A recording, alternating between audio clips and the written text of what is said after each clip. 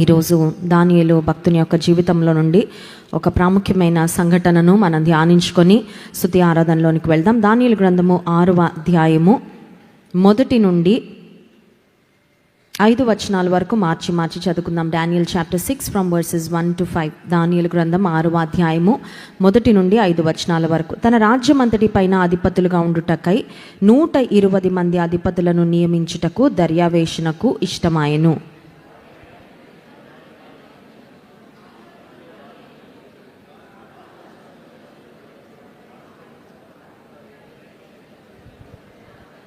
మూడో వచనం, ఈ దానియేలు అతి శ్రేష్టమైన బుద్ధి కలవాడై ప్రధానులలోనూ అధిపతులలోనూ ప్రఖ్యాతి నొంది ఉండెను కనుక రాజ్యమంతటి మీద అతని నియమింపవలెనని రాజు ఉద్దేశించెను.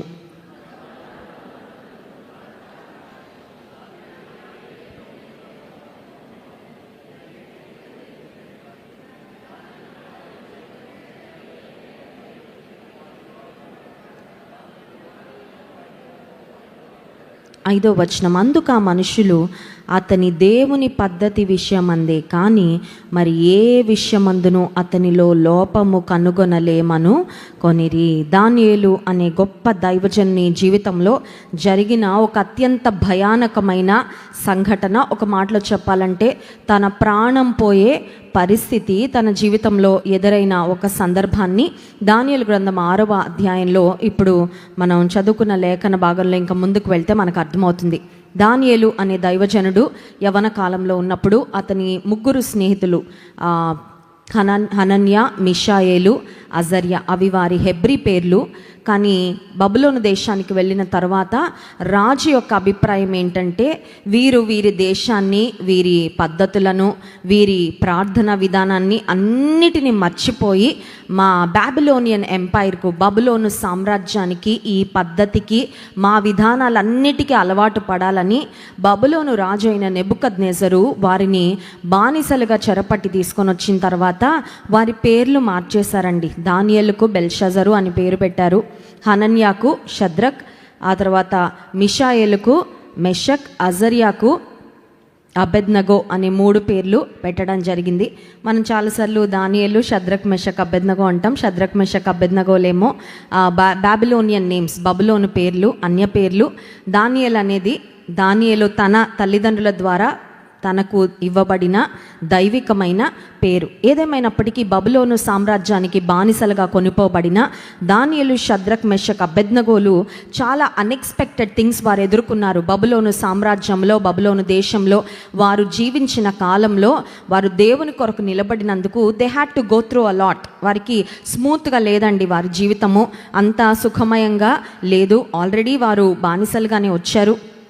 అయితే దేవుడు వారికి శ్రేష్టమైన బుద్ధిని, జ్ఞానాన్ని అనుగ్రహించి మిగతా వారందరినీ వీరిని పరీక్షించినప్పుడు ఆ మిగతా వారందరికన్నా 10 అంతలు శ్రేష్టమైన జ్ఞానం కలిగిన వారిగా దానియేలు అతని స్నేహితులు కనబడ్డారని 1వ అధ్యాయం ఆఖరు మాటల్లో మనం చూడగలము.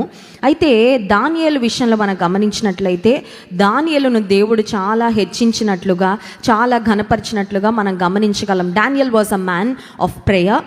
దానియేలు ప్రార్థనా పరుడైన దైవజనుడు.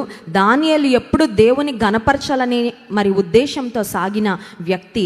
నన్ను గణపరిచి వాడిని నేను గణపరుస్తాను అన్న దేవుని మాట ఎప్పుడు అబద్ధమో కాదు. దేవుని గణపరచాలని ఉద్దేశంతో అనే గోల్తో, లక్ష్యంతో ఈ లోకంలో మనం బ్రతికితే దేవుడు మన ద్వారా మహిమ పొందుతారు. అట్ ద సేమ్ టైం దేవుని గణపరిచే వారిని దేవుడు ఖచ్చితంగా గణపరుస్తారు అనేది దానియేలు అనే దైవజనుని జీవితంలో మనం స్పష్టంగా చూడగలం. Daniel was a man of prayer. నిజానికి దానియేలు యొక్క స్థితి ఏంటి బబులోను సంస్థానంలో అంటే, బబులోను సంస్థానంలో 6వ అధ్యాయానికి వచ్చేసరికి దర్యావేషు అనే రాజు బబులోనును పరిపాలిస్తూ ఉన్నాడు. ఆ రాజు క్రింద 3 ఉంటారు అధిపతులు. ఆ 3 అధిపతుల క్రింద 120 మంది అధిపతులు ఉంటారు. సో ఆ 120 మంది అధిపతుల పైన ఉండే 3లో దానియేలును దేవుడు పెట్టుకున్నాడు. అంటే రాజుకి డైరెక్ట్గా రిపోర్టింగ్ అనమాట. దానియేలు యొక్క బాస్ ఎవరంటే రాజే. సో రాజు క్రింద రిపోర్ట్ చేసే ఒక హయ్యెస్ట్ 3 పీపుల్లో దానియేలు ఒకడిగా ఉన్నాడు.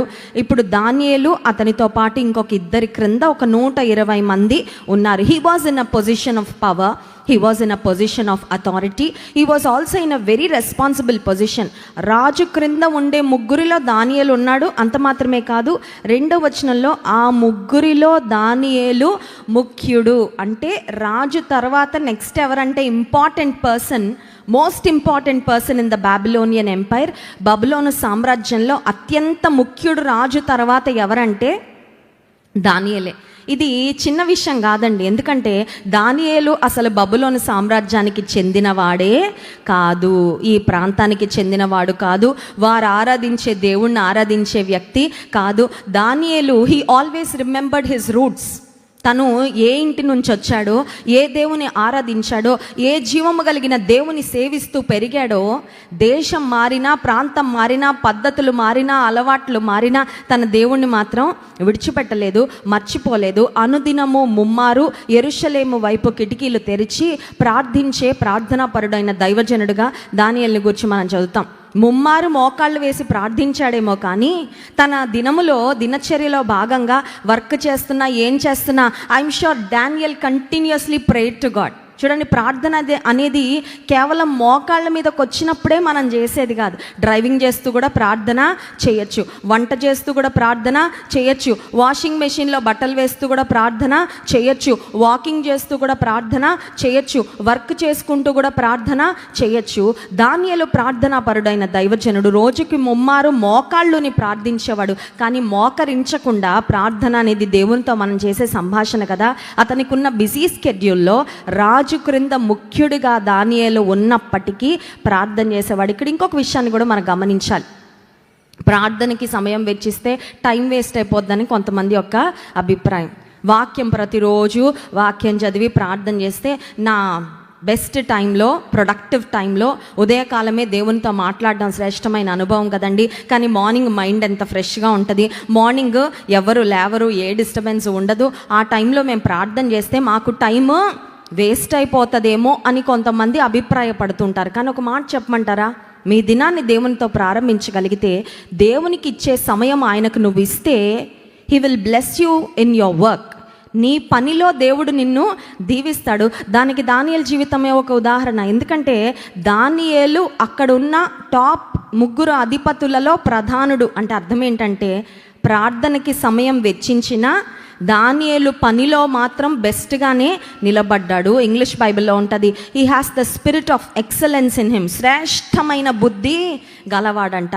మైండ్, హృదయం మంచిది, అతను పని కూడా అంత అద్భుతంగా చేసేవాడు. అంటే దేవుని సన్నిధిలో మోకాళ్ళపై మనం గడుపుతూ ఆయన మీద ఆధారపడితే he will give us that spirit of excellence where you can excel in your work place. నీవు ఉద్యోగం చేసే స్థలంలో, నీవు చదువుకునే కళాశాలలో, నువ్వు ఉన్నతమైన స్థానానికి వెళ్ళడానికి దేవుని సన్నిధిలో నువ్వు చేసే ప్రార్థన దోహదపడుతుంది అనడానికి మనకు ఒక అద్భుతమైన ఉదాహరణ ఎవరంటే దానియేలు అనే దైవజనుడే. ఈ దైవజనుని గురించి చెప్పబడిన మాటలు నిజంగా చాలా ఆసక్తికరమైన మాటలండి. 3వ వచనం చూడండి, దానియేలు గ్రంథం 6వ అధ్యాయం 3వ వచనం. ఈ దానియేలు అతి శ్రేష్టమైన బుద్ధి గలవాడై ప్రధానులలోను అధిపతులలోను ప్రఖ్యాతి నొంది యుండెను. అతి శ్రేష్టమైన బుద్ధి, he has an excellent spirit. పని బాగా చేస్తారు అన్నది ఓకే, అది గొప్ప విషయమే, ఎందుకంటే చాలామంది పని సరిగా చేయరు కాబట్టి. పనిలోనే ప్రావీణ్యత కాదు, బుద్ధిలో కూడా శ్రేష్టత. ఈ హ్యాడ్ అన్ ఎక్సలెంట్ స్పిరిట్. అది దానియేలు సంపాదించుకున్న సాక్ష్యం అండి. ఎందుకంటే దానియేలు దేవునితో సహవాసం చేసే వ్యక్తి కాబట్టి అతి శ్రేష్టమైన బుద్ధి అంట. అంత మాత్రమే కాదు, ప్రఖ్యాతి నొంది ఉండెను. దేవుడు అతనికి మంచి పేరు. నిజంగా మనం దేవునితో సాగి యథార్థవంతులంగా మనం జీవించి మన పనిలో నమ్మకంగా ఉంటే ప్రఖ్యాతి అనేది ఆటోమేటిక్గా వస్తుందండి. You don't have to run after fame, but you will become famous when you are sincere in your work. When you work with integrity, యథార్థతతో నమ్మకత్వంతో నువ్వు పని చేస్తే నీ ఉద్యోగ ప్రదేశంలో నీకు మంచి పేరు ఆటోమేటిక్గా వస్తుంది. దానికోసం బాస్ని మభ్య పెట్టడానికో లేకపోతే వారి మనన్లు పొందుకోవడానికో పులస చేప వండుకొని తీసుకెళ్ళి ఇవ్వాల్సిన అవసరము ఉండదు. When you are faithful, God will exalt you and give you a good name. దేవుడు ఖ్యాతిని, మంచి పేరును అనుగ్రహిస్తాడు. దానియేలు జీవితానికి అదే మరి దేవుడిచ్చిన ఆశీర్వాదము. ఆ దర్యావేషు అనే రాజు ముందు బెల్షజర్ అనే ఒక రాజు బబులోను సామ్రాజ్యాన్ని పరిపాలించిన కాలంలో ఆ బెల్షజరు రాజు దేవునికి ఇష్టం లేని హేయమైన కార్యాన్ని చేస్తూ ఒక విందు జరిగించుకుంటూ ఉంటాడు. అవన్నీ చెప్పడానికి సమయం లేదు. అది దానియేలు గ్రంథం 5వ అధ్యాయంలో ఉంటుంది. మీరు ఇంటికి వెళ్ళిన తర్వాత చదవండి. అయితే సడన్గా ఆ బెల్షజరు రాజు తన వద్ద ఉన్న వారందరితో విందు చేసుకుంటూ ఆనందిస్తూ ఉంటే suddenly he saw a hand writing on a wall. తన ఎదురుగా ఉన్న గోడ మీద ఒక చెయ్యి వచ్చి కొన్ని మాటలు రాయడం కనబడుతుంది. అది తనకు అర్థం కాలేదు. ఆ రాతలు, ఆ మాటల యొక్క అర్థం ఏంటో అర్థం కాల. సడన్గా చెయ్యి కనబడడం ఏంటి, ఆ చెయ్యి ఏదో రాయడం ఏంటి, ఆ మాటలు మెనే టెకెల్ ఉపార్సిన్ అనే మాటలు దేవుడు రాయిస్తారండి బెల్షజరు రాజుతో. That was his future. Belshazzar ఎలా మరణించబోతున్నాడో, బెల్షజరు మీదకి దేవుని తీర్పు ఏ విధంగా వస్తుందో అది దేవుడు ఒక గోడ మీద రాతగా బెల్షజర్కు ముందుగానే చూపించినప్పుడు రాజు చాలా కలవరపడిపోయిన సందర్భంలో ఆ మాటల యొక్క అర్థాన్ని తెలుసుకోవడానికి రాజు మరి అతని దగ్గర ఉన్న జ్ఞానులందరినీ ఎంక్వైరీ చేస్తాడు. ఆ వర్డ్స్ను, ఆ మాటలను ఎవరు డీకోడ్ చేయగలరు? ఆ రాత మనుషుల మానవ హస్తం సహాయం లేకుండా, మానవ సహాయం లేకుండా వ్రాయబడిన మాటలవి. ఆ మాటల యొక్క అర్థం నాకెవరు చెప్తారని ఆ రాజు కంగారు పడుతూ ఉండగా దానియేలు గ్రంథము 5వ అధ్యాయంలో 10-11 వచనాలు చూడండి. రాజునకును అతని అధిపతులకును జరిగిన సంగతి రాణి తెలుసుకొని విందు గృహమునకు వచ్చి ఇట్లా, నేను రాజు చిరకాలము జీవించునుగాక, నీ తలంపులు నిన్ను కలవరపరచనీయకుము, నీ మనసు నిబ్బరముగా ఉండనిమ్ము. నీ రాజ్యములో ఒక మనుషుడున్నాడు, అతడు పరిశుద్ధ దేవతల ఆత్మ గలవాడు. నీ తండ్రి కాలములో అతడు దైవ జ్ఞానము వంటి జ్ఞానమును, బుద్ధియు తెలివి గలవాడై ఉండుట నీ తండ్రి కనుకొనెను గనుక.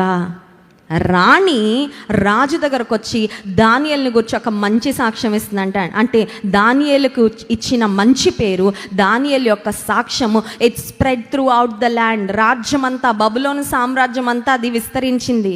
రాణొచ్చి చెప్తా ఉంది, అయ్యా రాజా, నీ దగ్గర ఉన్నాడయ్యా దానియేలు అనే ఒక వ్యక్తి. అతను దేవతల, పరిశుద్ధ దేవతల ఆత్మ గలవాడు. He has a spirit of God in him. దేవుని ఆత్మ అతనిలో ఉంది, దైవ జ్ఞానము వంటి జ్ఞానము కలవాడు. ఇది రాణి దానియేలును గూర్చి చెప్తున్నా.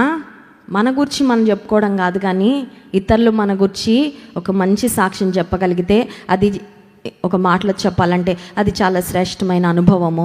ఒక అన్య స్త్రీ, అన్య రాణి, బబులోను రాజునకు భార్యగా ఉన్న రాణి దానియేలును గురించి చెప్తా ఉంది. పరిశుద్ధ దేవతల ఆత్మ దానియేలు నందు ఉంది. దేవుని ఆత్మ దానియేలు నందు నివసించడానికి కారణం ఏంటంటే దానియేలు ప్రార్థనా పరుడుగా ఉన్నాడు. దానియేలు దేవునితో సహవాసం చేసే వ్యక్తిగా ఉన్నాడు. దానియేలు జీవితంలో he has got a great testimony. ఇప్పుడు దానియేలును దేవుడు అంతగా హెచ్చిస్తే అతనికి శత్రువులు కూడా పెరిగిపోయారండి.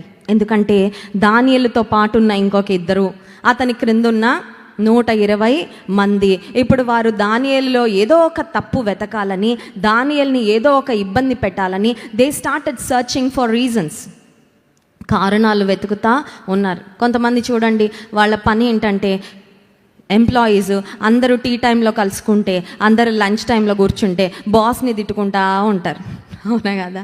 అది దేవుని బిడ్డలుగా మనము చేయకూడదండి. లోకస్తులు చేస్తారేమో. దేవుని వాక్యంలో వ్రాయబడిన మాట ఏంటంటే, నీ పైనున్న అధికారులకు నువ్వు లోబడి ఉండు. నీ పైనున్న అధికారులు దేవుని చేత నీ మీద నియమించబడిన వారని you respect them and you obey them. వారిని ఇబ్బంది పెట్టద్దు. కానీ చాలామంది చేసే పని ఏంటంటే, ఇద్దరు ఎంప్లాయీస్ కలిసారంటే వాళ్ళు ఇమీడియట్ బాస్ని తిట్టుకుంటూ ఉంటారు. ఇంకేం పని ఉండదు, ఎప్పుడు పని మనకే చెప్తా ఉంటాడు, అది ఇది అని రకరకాలుగా మాట్లాడుకుంటూ ఉంటారు. ఇప్పుడు దానియేలు క్రింద ఉన్నవారు, దానియేలుతో సమానంగా ఉండి అతను అంతగా హెచ్చింపబడని వారు దానియేలులో తప్పు వెతుకుతా ఉన్నారంట. 4వ వచనము మధ్య భాగం నుండి చదువుతున్నాను చూడండి. దానియేలు నమ్మకస్తుడై ఏ నేరమైనను ఏ తప్పైనను చేయువాడు కాడు గనుక దానియేలులో తప్పైనను లోపమైనను కనుగొనలేకపోయిరి. ఒకసారి స్తోత్రం చెప్దామా? హల్లెలూయా. They could not find a fault with Daniel. దానియేలులో తప్పును, లోపాన్ని వారు కనుగొనలేకపోయారు. దేవుని బిడ్డలంగా మనం కూడా అటువంటి సాక్ష్యాన్ని కలిగి ఉండాలండి. ఎందుకంటే వాక్యంలో వ్రాయబడిన మాట, నేను పరిపూర్ణుడను కనుక మీరు కూడా పరిపూర్ణులై యుండి be perfect just as your father in heaven is perfect. కనీసం ప్రయత్నం అన్న చేయాలి మనం. అర్థమవుతుందా? పర్ఫెక్ట్ ఎవరం కాదండి, కానీ దేవుని యొక్క పరిపూర్ణతకు అనుగుణమైన పరిపూర్ణత వైపుగా సాగడానికి ప్రతి విశ్వాసి అనుదినము ఖచ్చితంగా ప్రయత్నము చేయాలి. ఖచ్చితంగా మరణించిన తర్వాత దేవుడు మనల్ని పరిపూర్ణులుగా చేసి ఆయన రాజ్యానికి తీసుకుంటారు. అయితే ఈ లోకంలో జీవించినంతకాలం వాళ్ళు పర్ఫెక్ట్ కాదు, వీళ్ళు పర్ఫెక్ట్ కాదు కాబట్టి నేను ఎలాగే ఉంటానని సర్దుకోవడం కాదు. లేదంటే ఇతరులతో కంపేర్ చేసుకొని వారికన్నా నేను బెటర్గా ఉన్నాను కాబట్టి ఇంత సరిపోతుందిలే అని సంతృప్తి పడడం కాదు. దానియేలులో ఏ తప్పైనా ఏ లోపమైనా కనుగొనలేకపోయిరి. తీతు పత్రికలో 2వ అధ్యాయము 7-8 వచనాల్లో మనం చూసినట్లయితే ఒక చక్కని మాట దైవజనుడైన పౌలు భక్తుడు యవ్వన సేవకుడుగా ఉన్న తీతుతో రాస్తూ ఇలా అంటున్నారు. చూడండి, తీతు పత్రిక 2వ అధ్యాయము 7-8 వచనాలు. పరపక్షమందుండు వాడు మనలను గూర్చి చెడు మాట ఏది చెప్పనేరక సిగ్గుపడునట్లు అన్నిటి యందు నిన్ను నీవే సత్కార్యముల విషయమై మాదిరిగా కనుపరుచుకొనుము. Be an example. నువ్వు మాదిరిగా ఉండయ్యా తీతు. నిన్ను చూసిన వారు ఎవ్వరూ తప్పు మోపడానికి వారికి ఎలాంటి అవకాశము ఇవ్వకు. కొంతమంది ఏ ధోరణిలో ఉంటారంటే, నా మనసు మంచిదేనండి, వాళ్ళకి అలా అర్థమైంది నేనేమి అంటే ఎదుటివారు నెపము మోపడానికి, నేరం మోపడానికి కొన్నిసార్లు మనమే అవకాశం ఇస్తుంటామేమో. మన అజాగ్రత్త వలనో, మన అజ్ఞానము వలనో, లేదంటే మన కేర్లెస్నెస్ వలన, లెక్కలేనితనం వలనో. నువ్వు వెళ్ళి నీ బైక్ బ్రాందీ షాప్ ముందు పార్కింగ్ చేసావంటే మన సంఘానికి వచ్చే వాళ్ళు ఎవరైనా నీ బైక్ అక్కడ చూసారంటే ఏమనుకుంటారు?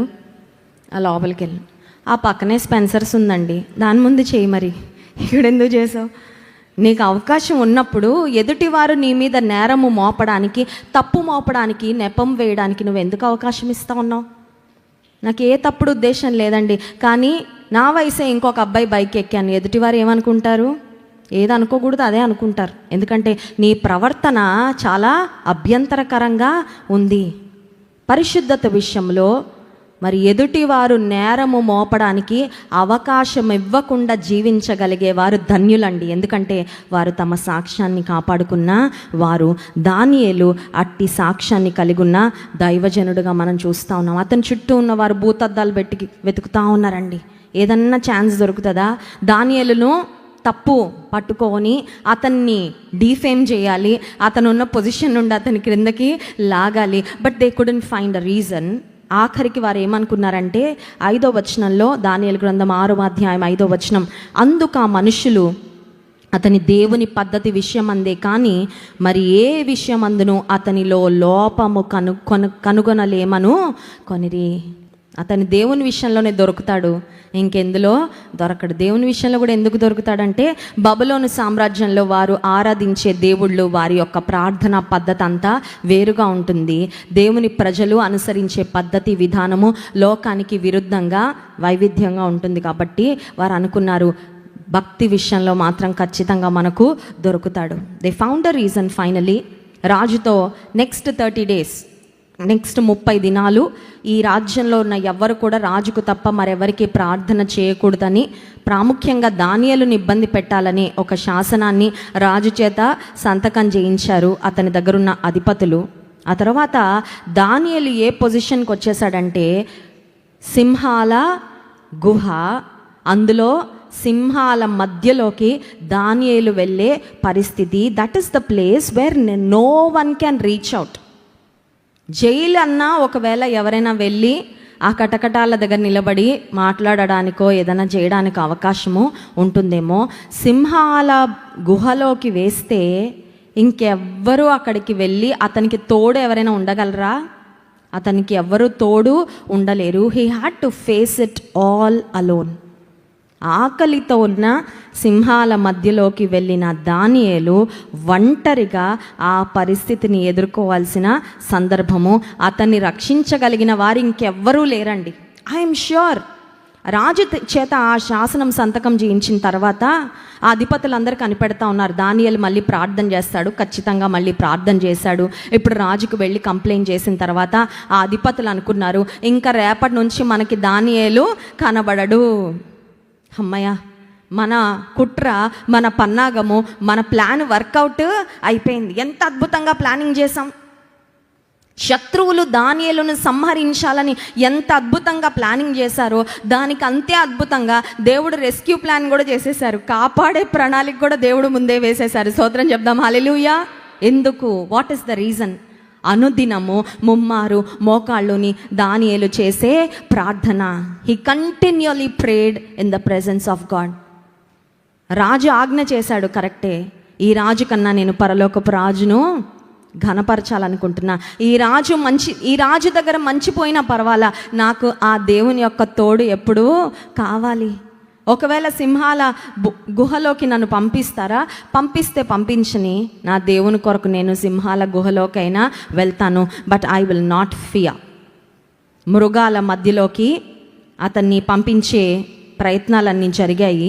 ఇప్పుడు దానియేలును సింహాల గుహలో వేస్తున్న సందర్భంలో రాజు పలుకుతున్న మాట, దానియేలు గ్రంథం 6వ అధ్యాయం 16వ వచనం. అంతటా రాజు ఆజ్ఞ ఇయ్యగా బంట్రోతులు దానియేలును పట్టుకొని పోయి సింహముల గుహలో పడవేసిరి.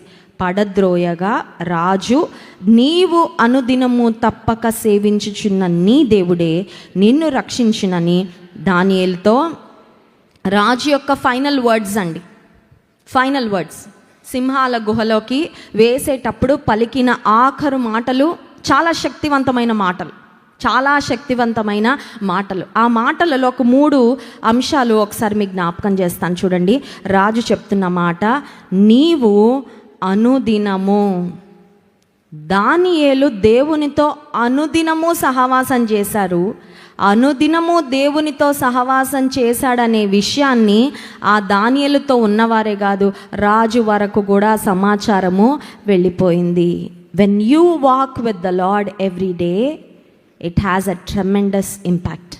దేవునితో అనుదినము నడిచే వారి జీవితము ఎంతోమంది మీద గొప్ప ప్రభావాన్ని చూపిస్తుంది. అందుకే రీసెర్చ్ స్కాలర్స్ ఏమంటారంటే, ఈ భూమి మీద ఊపిరి కలిగి ఉన్న ప్రతి ఒక్క వ్యక్తి, ఈ భూమి మీద పుట్టిన కన్నులు తెరచిన ప్రతి వ్యక్తి తను మరణించే లోపుగా directly or indirectly they will influence 10,000 people అంట.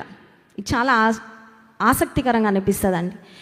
ఈ భూమి మీద ఊపిరి పొంది బ్రతికే ప్రతి మనిషి తాను జీవించిన కాలంలో డైరెక్ట్గా కానీ ఇండైరెక్ట్గా కానీ 10,000 మందిని ప్రభావితము అంటే చిన్న విషయం కాదండి, చిన్న విషయం కాదు. 10,000 మందిని ప్రభావితం చేయగలిగే అంత సామర్థ్యము నీ లోపల నువ్వు చేస్తావు, డైరెక్ట్లీ ఆర్ ఇండైరెక్ట్లీ. అది మంచికైనా చెడుకైనా, అది దైవికంగా అయినా దేవునికి దూరంగా అయినా, వాట్ ఎవర్ ఇట్ ఇస్. కాబట్టి ఎప్పుడు తక్కువ అంచనా వేయద్దు. You have the power to influence. ఇతరులను ప్రభావితం చేయగలిగే శక్తి, సామర్థ్యము దేవుడు నీలో నాలో పెట్టారు. నమ్మిన వారి స్తోత్రం చెప్దాం, హల్లెలూయా. దానియేలు ప్రభావితం చేశాడా? రాజా నీ కొరకు నేను ప్రార్థన చేస్తానని ఎప్పుడైనా అన్నాడా? రాజు కొరకు డైరెక్ట్గా వెళ్ళి ప్రార్థన చేయలేదు. రాజుకి ఎప్పుడైనా సువార్త చెప్పాడా? అంటే అప్పటికి యేసుప్రభు ఇంకా భూమి మీదకి రాలేదు. నేను జీవం కలిగిన దేవుణ్ణి సేవిస్తున్నాను రాజా, నువ్వు కూడా తెలుసుకో అని వెళ్ళి దేవుని గురించి అన్న మాటలు చెప్పాడా? డైరెక్ట్గా ఏమీ చెప్పలేదు, కానీ ఇండైరెక్ట్గా ఇన్ఫ్లుయెన్స్ చేసేసాడండి. రాజు సాక్ష్యం ఇస్తూ ఉన్నాడు దానియేలుతో, నీవు అనుదినము you have an uninterrupted connection with your God Daniel, and I know it. నీకు నీ దేవునితో ఎలాంటి కనెక్షన్ ఉందంటే అది డిస్కనెక్ట్ అవ్వని కనెక్షన్ అయ్యా. నువ్వు అనుదినము సేవిస్తున్నావు. రెండవదిగా మనం చూసినట్లయితే ఆ మాటలలో మొట్టమొదటిగా అనుదినము అన్న మాట, రెండవదిగా తప్పక సేవిస్తున్నా. నువ్వు నా దగ్గర సేవ చేస్తున్నావయ్యా అనట్లేదు రాజు. నిజానికి అతని పొజిషన్ ఏంటండి, అతని పోస్ట్ ఏంటి? రాజు అతని పైన బాస్. సో ఉదయం లేస్తే ఎస్ సార్ అని ఎవరిని అంటాడు? దానియేలు దర్యావేషి రాజుని అంటాడు. నీవు నన్ను సేవిస్తున్నావు కాబట్టి అనలేదు, నీవు అనుదినము తప్పక సేవిస్తున్నావు నీ దేవుణ్ణి అంటున్నాడు.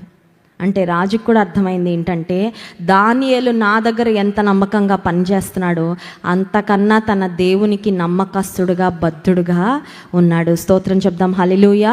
3వ అంశం చూడండి, నీ దేవుడే నిన్ను రక్షించును. దానియేలు, నీ దేవుడే, నీ దేవుడే. నువ్వు ఏ దేవునికి విలువ ఇచ్చావో, ఏ దేవుని గణపరిచావో, ఏ దేవుని ముందు పెట్టుకున్నావో, ఏ దేవుడిని నువ్వు మర్చిపోలేదో ఆ దేవుడే నిన్ను రక్షిస్తాడయ్యా. నిజానికి బబులోను సామ్రాజ్యానికి వచ్చిన తర్వాత దానియేలు యొక్క పేరును బెల్షజర్ అని మార్చేశారండి, అన్య పేరు పెట్టేశారు. వారు రాజు భుజించే భోజనము, ఆ దేవతలకు అర్పించబడిన ఆహారాన్ని తినాలని ఇన్సిస్ట్ చేశారు. కానీ దానియేలు అతని స్నేహితులు తినలేదు. దానియేలు ఇన్ని సంవత్సరాలు అయిపోయింది బబులోనుకు వచ్చి, కానీ తన దేవుణ్ణి మర్చిపోలేదు, తన దేవుణ్ణి విడిచిపెట్టలేదు. మనలో భక్తి బీజం ఉంటే బయట ఎన్ని వేల మంది వచ్చి మనల్ని మార్చాలని ప్రయత్నించినా, మనల్ని బలహీనపరచాలని చూసినా, whether you relocate to any country, any island, any continent, నువ్వు ఒక ఖండానికి వెళ్ళిపోవచ్చు, లేకపోతే నువ్వు ఒక ద్వీపానికి వెళ్ళిపోవచ్చు, నేను ఎక్కడైనా పడేయచ్చు. నీలో దేవుని ఎడల భక్తి, విశ్వాసము, దేవునితో సహవాసం చేసే అనుభవం ఉంటే ఏది కూడా మనల్ని దేవుని నుండి ఎడబాప నేరదు. రాజు చెప్తున్న మాట అదే, నీవు అనుదినము తప్పక సేవించుచున్న దేవుడు.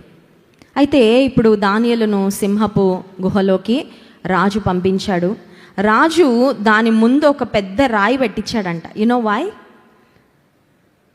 దానియేలుకి చాలామంది శత్రువులు ఉన్నారు. ఇప్పుడు రాజుకి దానియేలు అంటే చాలా ఇష్టం అండి, ఎందుకంటే దానియేలు చాలా నమ్మకస్తుడుగా రాజు దగ్గర పనిచేశాడు. ఇప్పుడు ఆ పెద్ద రాయి ఎందుకు పెట్టించాడంటే, ఒకటి సింహాల లోపల నుంచి బయటకు రాకుండా, దట్ ఈస్ వన్ థింగ్. కానీ బైబిల్ పండితులు ఏమంటారంటే, దానియేలును ఒకవేళ అర్ధరాత్రి సమయంలో రాజు దగ్గర పనిచేసే అధిపతులు ఎవరైతే దానియేలు శత్రువులుగా ఉన్నారో వారు వెళ్ళి దానియేలుకు ప్రాణహాని కలిగించకుండా దానియేలును ప్రొటెక్ట్ చేయడానికి ఆ రాజు ఆ రాతిని ఆ గుహ బయట దాన్ని మరి కవరింగ్గా పెట్టినట్లుగా, దొర్లించినట్లుగా చరిత్ర గ్రంథాల్లో వ్రాయబడిన మాట. సరే, ఇప్పుడు రాజుకి నిద్ర పట్టలేదంట. 18వ వచనం చూడండి. అంతటి రాజు తన నగరుకు వెళ్ళి ఆ రాత్రి అంత ఉపవాసం ఉండి నాట్య వాయిద్యములను జరగనీయలేదు. అతనికి నిద్ర పట్ట. దానియేలు మీద ఉన్న ప్రేమ ఉన్న రాజుకు నిద్ర పట్టల. కానీ రాజు ఏం చేయలేకపోతున్నాడు, ఎందుకంటే అతనే శాసనం రాశాడు కదా. అతని దగ్గర ఉన్న అధిపతులు చాలా తెలివిగా కుట్ర పన్ని రాజుకు తెలియకుండానే దానియేలుకు విరోధంగా ఈ శాసనాన్ని రాజుతో సంతకం చేయించాడు. తనే రాసింది తను మళ్ళీ క్యాన్సిల్ చేయలేడు. రాజుకు ప్రేమ ఉంది, కానీ ఏం చేయలేకపోతున్నాడు. కానీ దానియేలు ఏ పరలోకపు రాజును సేవించాడో ఆ దేవాతి దేవుడు ఇశ్రాయేలును కాపాడువాడు కునుకడు నిద్రపోడు అన్నట్లుగా రాజుకు నిద్ర పట్టట్లా బాధపడుతున్నాడు, ఏం చేయలేకపోతున్నాడు. పరలోకపు రాజు నిద్రపోవట్లేదు, కానీ దానియేలును కాపాడడానికి ఆయన పరలోకము నుండి ఒక దూతను పంపించాడు. స్తోత్రం చెప్దాం, హల్లెలూయా. God sent an angel for the man of prayer. దైవజనుని కొరకు దేవుడు ఒక దూతకు పని అసైన్ చేసి పంపించాడండి. చూడండి, మనకి ఎవరైనా బాగా ఇష్టమైన వారు ప్రియులు ఉంటే, వారు ఏదైనా పని నిమిత్తం మాకు కొంచెం హెల్ప్ కావాలండి, కొంచెం భయంగా ఉంది, ఏం పర్వాలేదండి, మేము పంపిస్తాం, మా మనిషిని పంపిస్తాం, పలానా వారు వస్తారు, మీతో ఉంటారు, మీ పని అయ్యే వరకు మీకు హెల్ప్. మరి దేవాది దేవుడు తను ప్రేమించే వారికి ఆయన ఇచ్చే ప్రొవిజన్ ఏంటి? ఆయన దూతలనే మనకు అసైన్ చేస్తాడండి. దూతలకు పని అప్పగిస్తాడు. ఈరోజు నా కుమార్తె పలానా ప్రాంతానికి వెళ్తా ఉంది, వెళ్ళి ఇంటికి వచ్చేదాకా దూత, ఇదిగో నీకు duty. God commands his angels concerning us. మన నిమిత్తము దేవుడు తన దూతలకు ఆజ్ఞాపిస్తాడని దేవుని వాక్యంలో వ్రాయబడి, నీ పాదములకు రాయి తగలకుండా వారు నిన్ను తమ చేతుల మీద ఎత్తి పట్టుకుందురు.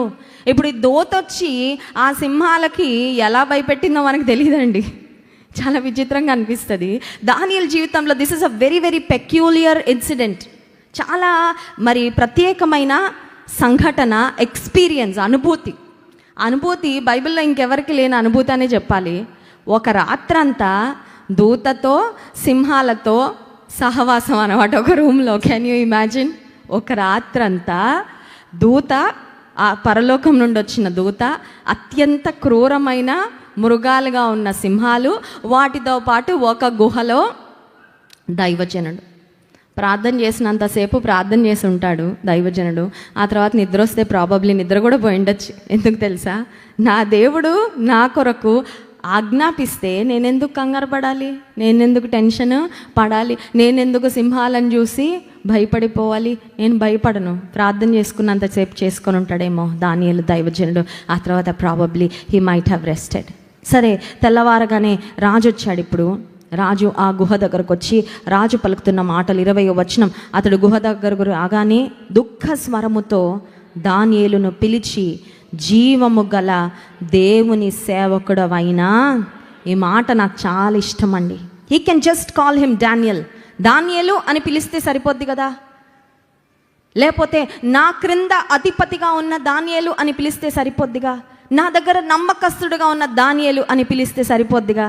రాజు అవేవి వాడట్లేదండి. దానియేలును పిలవడానికి రాజు వాడుతున్న పదజాలము, రాజు దానియేలుకి ఇవ్వాలనుకుంటున్న టైటిల్ ఏంటంటే, జీవము కలిగిన దేవుని సేవకుడవైనా, నీ దేవుడు జీవం కలిగిన దేవుడయ్యా. అది నిన్ను చూడగానే నాకు అర్థమైంది. స్తోత్రం చెప్దాం, హల్లెలూయా. దానియేలు నోరు తెరిచి తన దేవుని గురించి ఒక్క మాట కూడా చెప్పలేదు, కానీ జీవితం ద్వారా చూపించేశాడండి నా దేవుడు జీవం కలిగిన దేవుడని. ఈరోజు దేవుని కొరకు మనం కూడా ప్రార్థనా పరులముగా ఉంటే, మోకాళ్ళ ప్రార్థన జీవితం మనం కలిగి ఉంటే, our life will speak volumes. నోరు తెరిచి చెప్పక్కర్లా, మన జీవితమే పెద్ద పుస్తకం అయిపోద్ది. ఎదుటి వారు క్రీస్తు ప్రభుని తెలుసుకోవడానికి మన జీవితం ఒక సువార్త అయిపోద్ది. వీరి దేవుడు జీవం కలిగిన దేవుడు. దానియేలు అదే చేశాడు. రాజు అంటూ ఉన్నాడు, జీవము కలిగిన దేవుని సేవకుడవైన దానియేలు. మొట్టమొదటి మాట, he was acknowledging that Daniels God is the living God. జీవము కలిగిన దేవుడు. రెండవదిగా, నువ్వు దేవుని సేవకుడవయ్యా. ఇప్పుడు కూడా అనట్లా నా సేవకుడవని. నువ్వు నా సేవకుడు కావచ్చు, కానీ నా సేవకుడు ముందు నీ దేవుని సేవకుడు తర్వాతే. అర్థమైందండి? The king also understood Daniels priority. దానియేలు యొక్క ప్రాధాన్యత ఏంటో రాజు కూడా గుర్తించాడు. దానియేలు దేవుని క్రింద ఉన్నాడు ఫస్ట్, ఆ తర్వాతే నా క్రింద ఉన్నాడు. ఎందుకంటే నా మాట కన్నా దానియేలు ఎక్కువ విలువ దేనికి ఇస్తున్నాడు? తన దేవుని మాటకు. నిజంగా మనం కూడా, if we live as if we're reporting to the heavenly king, నా దేవుని కింద డ్యూటీ చేస్తున్నా అన్నట్లుగా నీ ఆఫీస్లో మన పనిలో మనం పనిచేస్తే మంచి పేరు వస్తుందండి. నీ ఉన్న ఆఫీస్లో చాలా టాప్కి వెళ్ళిపోతావు. కొంతమంది బాస్ ఉన్నప్పుడు ఒకలాగా, బాస్ లేనప్పుడు ఏదో కారణం చెప్పి పని తప్పించుకుంటూ ఉంటారు. ఇది చాలా పెద్ద ట్రెండ్, తెలివితేటలు అనమాట. ఎవరో ఒకరికి పని అప్పగించేయడం, లేకపోతే పనిని తప్పించుకోవడానికి, వాయిదాలు వేయడానికి చాలా ఆలోచనలు చేస్తూ ఉంటాం. కానీ when we work as if we're working unto the Lord, మనం ఏది చేసినా అది మనుష్యుల నిమిత్తము కాక దేవుని నిమిత్తము చేస్తున్నట్లుగా మనం చేస్తే, దానియేలు అదే చేశాడండి.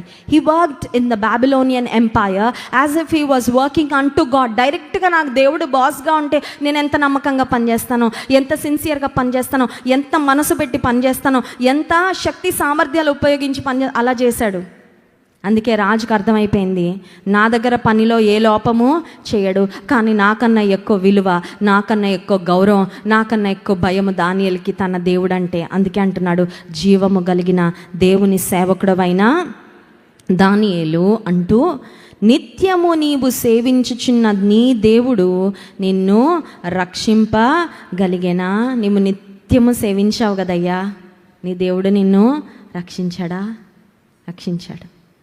నీవు నిత్యము సేవిస్తే, ఒకవేళ సింహాల గుహ వంటి పరిస్థితిలోకి మనం వెళ్ళాల్సి వచ్చినా, అయితే అగ్ని గుండంలోకి దేవుడు 4వ వ్యక్తిగా వచ్చినట్లయినా వచ్చేస్తారు, లేకపోతే కనీసం దూతనన్నా పంపిస్తారు. ఒంటరిగా మాత్రం విడిచిపెట్టరు. స్తోత్రం చెప్దాం, హల్లెలూయా. He will not leave us alone. అయితే ఆయనే వచ్చేస్తారు స్వయాన, లేదంటే ఆయన దూతలకైనా ఆజ్ఞాపిస్తారు. మనల్ని ఒంటరిగా మాత్రం దేవుడు ఎన్నడూ విడిచిపెట్టరు. భయపడాల్సిన అవసరము లేదు. దానియేలు జీవితంలో అదే జరిగింది. God had a rescue plan for Daniel. దానియేలు జీవితంలో ఇదొక గొప్ప సాక్ష్యం అయిపోయిందండి, గొప్ప సాక్ష్యం. ఎందుకంటే రాజ్యం అంతా మారుమ్రోగిపోయింది. దానియేలు దేవుడు నిజమైన దేవుడు రాజు చేయించిన ప్రకటన చూడండి 26వ వచనంలో 25, 26 వచనాలు. అప్పుడు రాజుకు దర్యావేషు లోకమంతటా నివసించు సకల జనులకును రాష్ట్రములకును ఆయా భాషలు మాట్లాడు వారికి ఇలాగు వ్రాయించెను, మీకు క్షేమాభివృద్ధి కలుగును గాక. నా సముఖమున నియమించినదేమనగా నా రాజ్యములోని సకల ప్రభుత్వముల యందుండు నివాసులు దానియేలు యొక్క దేవునికి భయపడుచు ఆయన సముఖమున వణుకుచుండవలెను. ఆయనే జీవము గల దేవుడు, ఆయనే యుగ యుగములుండువాడు. ఆయన రాజ్యము నాశనము కానేరదు, ఆయన ఆధిపత్యము తుదమట్టునకు ఉండును. ఆయన విడిపించువాడు, రక్షించువాడు, పరమందు భూమి మీద సూచక్రియలు ఆశ్చర్యక్రియలు చేయువాడు.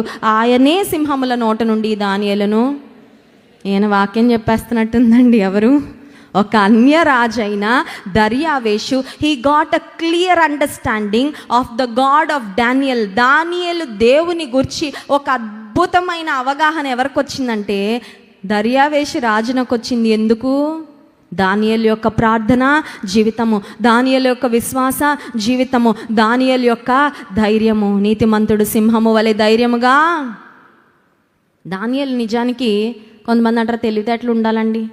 రాజు సింహాల గుహలో వేస్తానంటే రాజా ఇంకా మాత్రం నీకే ప్రార్థన చేస్తానయ్యా అన్ని అనొచ్చు కదా. అలా అనలేదండి. పిరికివాడు ఎన్నడు దానియేలు కాదు. He did not look for alternatives. ఏదో ఒక విధంగా తప్పించేసుకుందాంలే అని అనుకోలేదు. నా దేవుడు నన్ను తప్పిస్తాడు. ఒకవేళ ప్రాణం పోయే ప్రమాదం వరకు నేను వెళ్ళాల్సి వచ్చినా నా దేవుడు నన్ను తప్పిస్తాడని నీతిమంతుడు సింహము వలె ధైర్యముగా ఉండును. ఎవరూ తరుమకుండానే దుష్టుడు పారిపోను. సింహంలా నిలబడ్డాడు దానియేలును. అదే విధంగా దేవుడు స్థిరపరిచాడు బబులోను సామ్రాజ్యంలో. దానియేలు జీవితాన్ని చూసిన తర్వాత, దానియేలు జీవితంలో దేవుడు చేసిన కార్యాలు చూసిన తర్వాత ఇప్పుడు బబులోను సామ్రాజ్యం అంతా జీవము గల దేవుని యొక్క ఖ్యాతి ఏమైపోయిందంటే మారుమ్రోగిపోయిందండి. గట్టిగా చప్పట్లు కొట్టి స్తోత్రం చెల్లిద్దాం. హల్లెలూయా. అంత గొప్ప కార్యము ఒక్క వ్యక్తి ద్వారా ఎలా జరిగింది? దానియేలు యొక్క ప్రార్థన, దానియేలు యొక్క పట్టుదల, దానియేలు యొక్క రోషము, దానియేలు యొక్క ధైర్యము.